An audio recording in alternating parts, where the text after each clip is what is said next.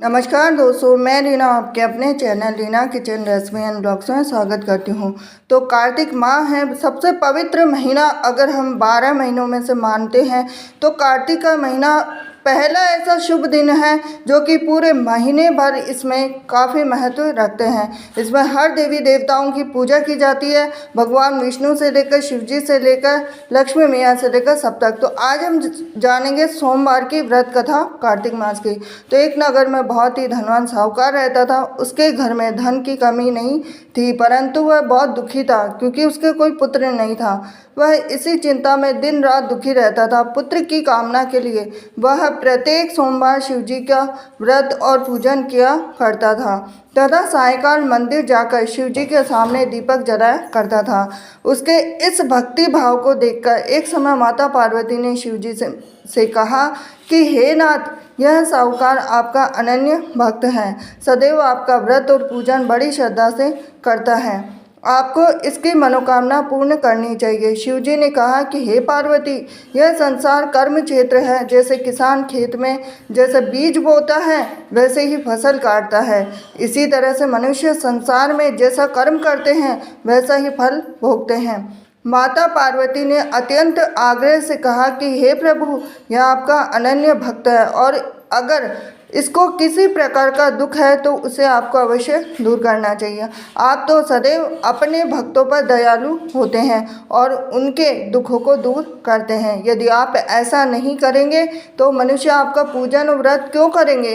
तो माता पार्वती का ऐसा आग्रह देखकर शिवजी कहने लगे कि हे पार्वती, इसके कोई पुत्र नहीं है, इसकी इसी चिंता में यह अति दुखी रहता है। अब इसके भाग्य में पुत्र न होने पर मैं इसको पुत्र की प्राप्ति तो दे सकता हूँ, परंतु वह भी 12 वर्ष तक जीवित रहेगा। इसके पश्चात वह मृत्यु को प्राप्त हो जाएगा। इससे अधिक मैं इसके लिए कुछ भी नहीं कर सकता हूँ।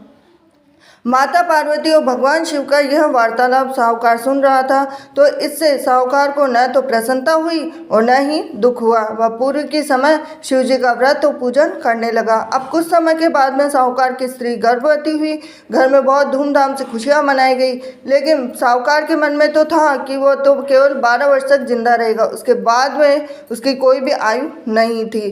तो अब जब बालक 11 वर्ष का हो गया तो बालक की माता ने पिता से उसके विवाह करने की बात कही। अब साहूकार बोला कि अभी तो इसको पढ़ाई लिखाई के लिए काशी भेजो, फिर उसके बाद में इनका विवाह करेंगे। अब साहूकार ने बालक के मामा को बुलाकर उसको बहुत सारा धन देकर बालक को काशी पढ़ने भेज दिया। अब रास्ते में जावे तो यज्ञ ब्राह्मण को करावे, दक्षिणा देते हुए जावे। तो दोनों मामा भांजे यज्ञ करते हुए गए, ब्राह्मण को भोजन कराते हुए गए। अब रास्ते में एक शहर पड़ा और उस शहर के राजा की कन्या का विवाह हो रहा था, परंतु जो राजकुमार विवाह करने के लिए आया था वो तो खुद ही करना था।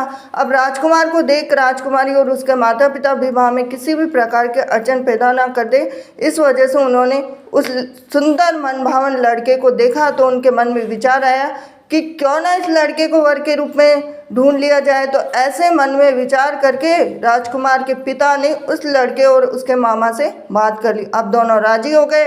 दूल्हे का वेश बनाकर उनको कपड़े पहनाकर घोड़ी पर बिठा दिया। अब कन्या के द्वार पे पहुंचे तो सभी कार्य उनकी प्रसन्नता से पूर्ण हो गए। अब राजकुमार के पिता ने सोचा कि यदि विवाह का कार्य भी उसी लड़की से करा दिया जाए तो क्यों बुराई है, इसमें कोई बुराई नहीं है।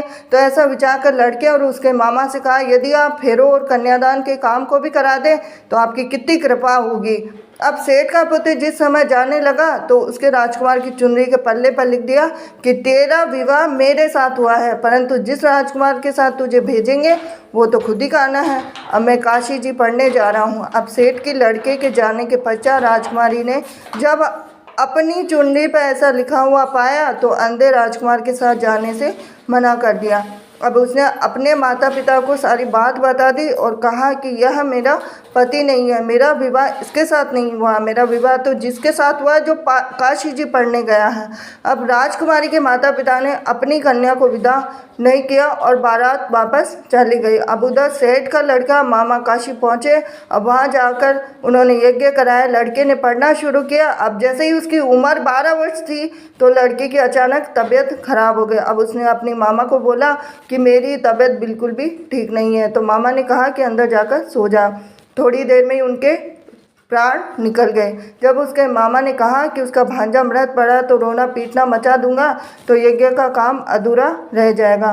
अब यज्ञ का कार्य जैसे ही समाप्त हुआ तो सबने रोना पीटना शुरू कर दिया। अब उधर से माता पार्वती और शिव जी जा रहे थे। जब उन्होंने ज़ोर ज़ोर से रोने की आवाज़ सुनी तो पार्वती जी कहने लगे कि हे नाथ, कोई दुखिया रो रहा है, इसके कष्ट को दूर कीजिए। जब शिव पार्वती वहाँ पहुँचे तो उन्होंने पाया कि वहाँ एक लड़का था, उसको आपने वरदान से उत्पन्न हुआ है। तो शिव जी ने कहा कि हे पार्वती, इसकी आयु इतनी ही थी, वह भोग चुका है। तो पार्वती जी ने कहा कि हे नाथ, इस बालक को और आयु दे दो, नहीं तो इसका माता पिता तड़प तड़प कर ही मर जाएंगे।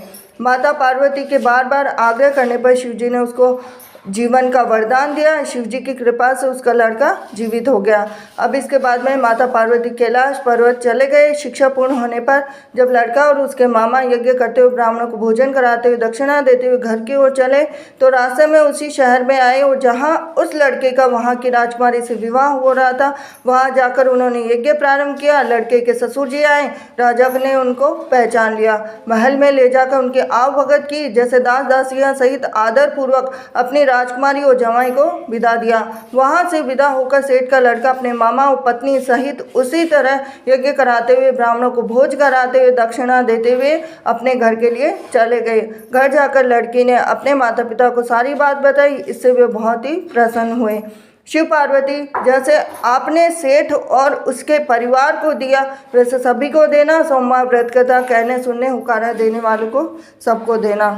ये थी आज की सोमवार की व्रत कथा।